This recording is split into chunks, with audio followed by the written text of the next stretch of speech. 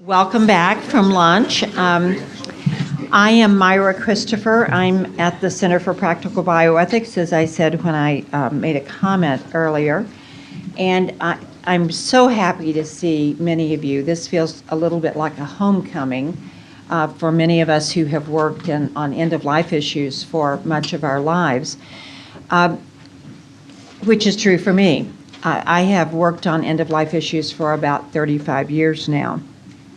But about 15 years ago, while I was running a Robert Wood Johnson program called Community State Partnership to Improve End-of-Life Care, a sister program with IRA's and the one that Diane, Myra, and Scott and Sean now work in, I began to be interested in chronic pain, not acute pain, terminal pain, but in chronic pain.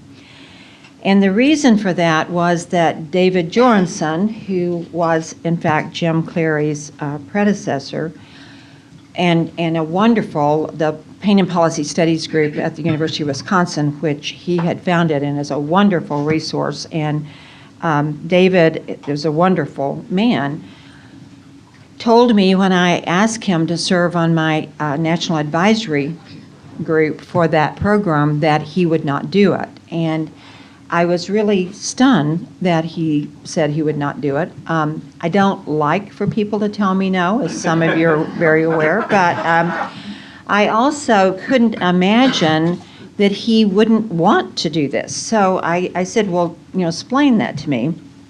And he said to me that he was fearful that all the attention that was being directed towards end-of-life care was going to have an unintended consequence of making it much harder for those who live day after day with chronic pain, and he did not feel he could be part of that.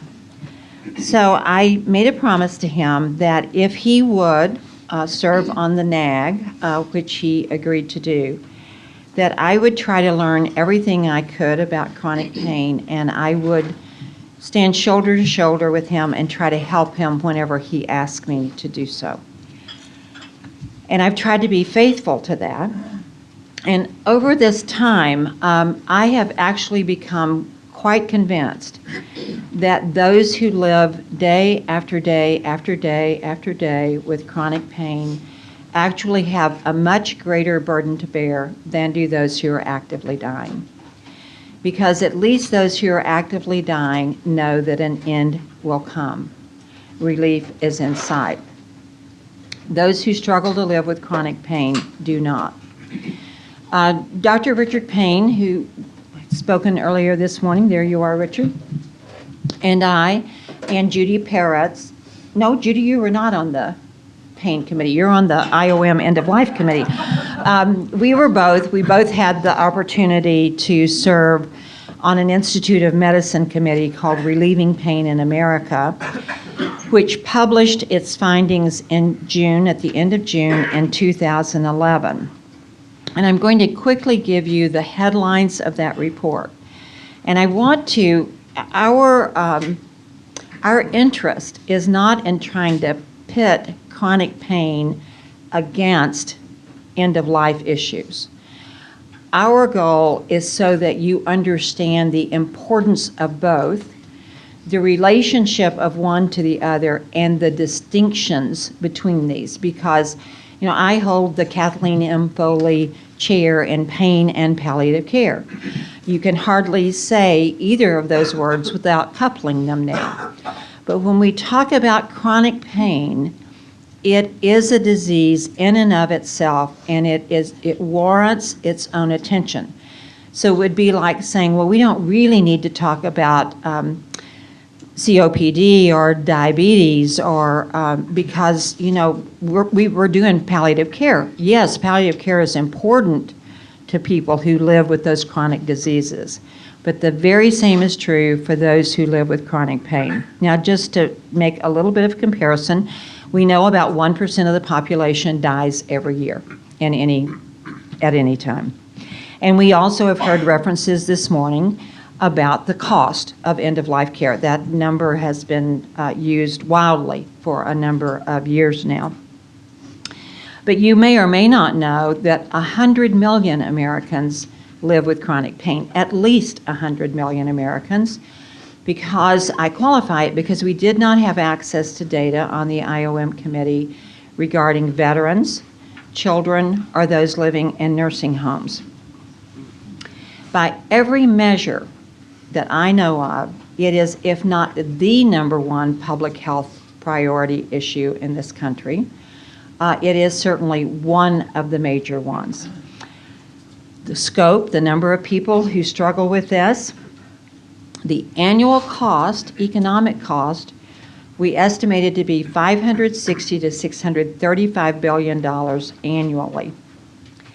Now, people say to us, and there are huge disparities in this that have been referred to earlier, based on gender, ethnicity, socioeconomic status, and so forth. When I go on about this, people often say, yeah, it ain't that awful, but you know what, it's not going to kill you. Well, wrong. Because we've just completed a 3-day meeting in this very room on chronic pain that had about 90 folks who attended it as well. And one of those who spoke was a patient. We had a number of people living with chronic pain and their family members who joined us for the discussion.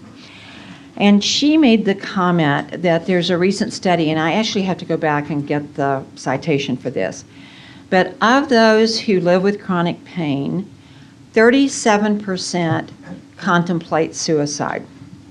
The suicide rate for those who live with chronic pain is 2.5 to 4 times that of the general population.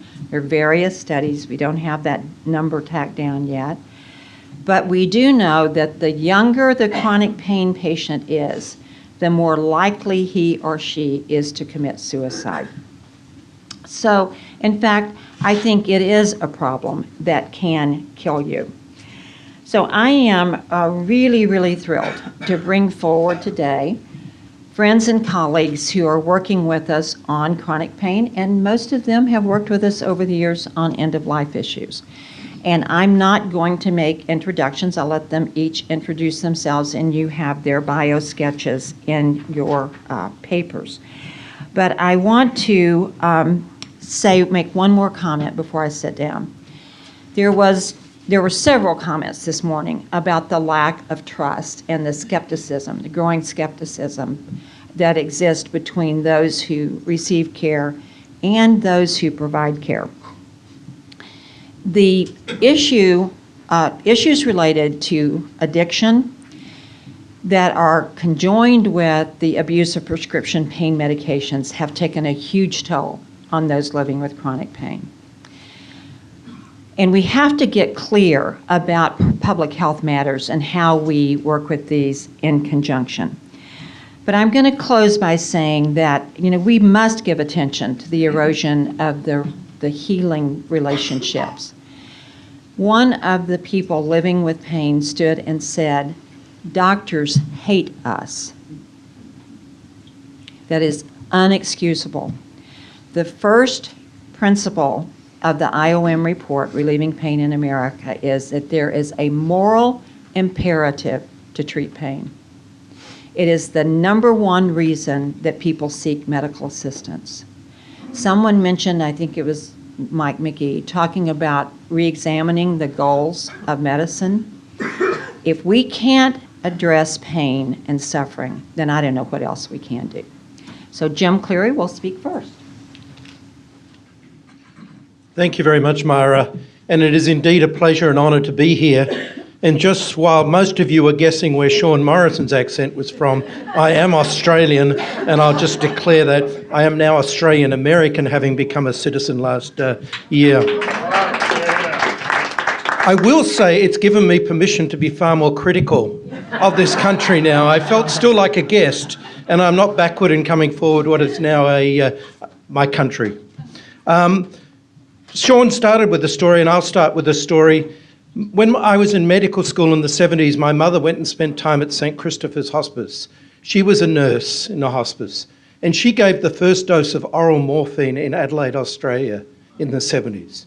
This is historically within my medical career that we started giving oral morphine in many places. This is relatively new, and I think we forget this. It's a new phenomenon.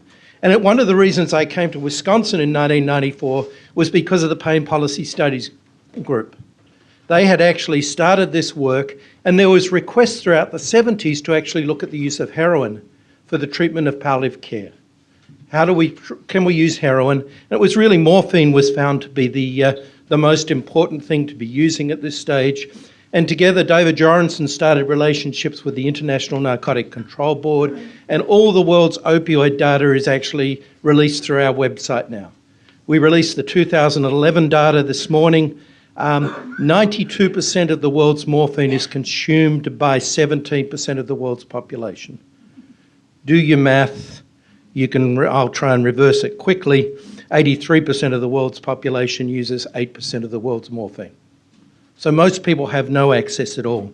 42% of countries in the world have no access to palliative care. And the WHO just this week has released an atlas, global atlas on palliative care. And it's with the WHO and the collaborating centre that we run that I actually ran into Kathy at the World Health Assembly. As a non-government representative at these, I sit in a coffee shop for a week in Geneva, the Serpentine, in the World Health Organization, and interact with people because I'm not allowed on the floor of the World Health Assembly, not being a country delegate, but we interact with people. And Kathy and I had a very good interaction about this, and we continue to interact with countries. There's side events we participate. But just this week, the World Health Assembly Executive Board passed a resolution about global palliative care. The US has been very, very supportive of this. The resolution stresses the importance of opioids. In fact, for many years, the World Health Organization has said that morphine and codeine are essential drugs. They have to be available to countries. And in 2000, the World Health Organization, even in a document, said that providing palliative care, you can't do that without having an appropriate drug control system. You can't do it without having an appropriate drug control system. And this is really where the concept of balance came out. The whole control of opioids comes from the Single Convention of Narcotic Drugs from 1961. It was amended in 1972 to include psychotropics. But it's actually a system of control to limit the medical and scientific, or limit the use, the appropriate use of opioids to medical and scientific purposes. It's not to limit it within that group. If there's a medical appropriate reason, we should be using it for that, but they're really trying to reduce risk and diversion. There is no language in the Single Convention saying that where it's medically appropriate to use drugs, we should be stopping that appropriate use of those medications. Now, we've looked and we've documented, most of the world doesn't use enough opioids. I don't think the US fits into that at the moment. But do we have appropriate use, and is everyone having access to this? And as the rest of the panel, it's not just about opioids, but we believe that opioids are a significant part of the armamentarium that we have to have on board. Recently, we just published a report, the Global Opioid Policy Initiative, with Nathan Cherney, the European Society of Medical Oncology, looking at access to opioids for around the world, most of the regions. And the headlines were that there was a pandemic of pain around the world related to cancer patients. And people in this country said we were being emotional and overusing words. Now, there's 6 billion people around the world who don't have access to pain medicines. Yet we have an epidemic, we are told, in this country where 16,000 deaths are associated with opioid use. And this has become critically important. But if we look at that data, 30% of those opioid deaths are related to methadone, 30%. But only 3% of the pain prescriptions, and these are pain prescriptions, are for methadone. Most physicians have no training in how to use methadone. 60% are polypharmacy, tranquilizers, alcohol, and opioids. But we continue to be told that this is all related to the pain issues. There's even DEA data suggesting at one stage that Florida was dispensing more OxyContin than the rest of the United States. This is DEA data. It's questionable when you start looking at it, but this came out from the DEA that Florida was dispensing more of this. Many of you will say, well, it wasn't going to Florida, it was going to Kentucky, Ohio, West Virginia. But these were the figures. We need an appropriate control system. But importantly, the Commission of Narcotic Drugs, which is where the the police of the world, or the drug regulators, get together in Vienna every March, have said that drug control systems should not interfere with the provision of opioids for medical purposes. Should not interfere. I ask you, can we say that in the United States? That our drug control systems do not interfere with the appropriate medical use? I'm not going to talk about what is the appropriate medical use. That is a very significant issue that the medical profession needs to address, this whole role of opioids in particularly chronic non-cancer pain. But I particularly worry, and bringing it back to palliative care a little, even in the chronic pain situation, that we are actually going to result in worse treatment of pain because of our control systems at the present time. And it particularly worries me that as physicians hear this story, as the community hears this story, that this is going to have a major negative impact on the treatment of both palliative care patients and chronic pain patients. I'll stop there, Myra. Thank you.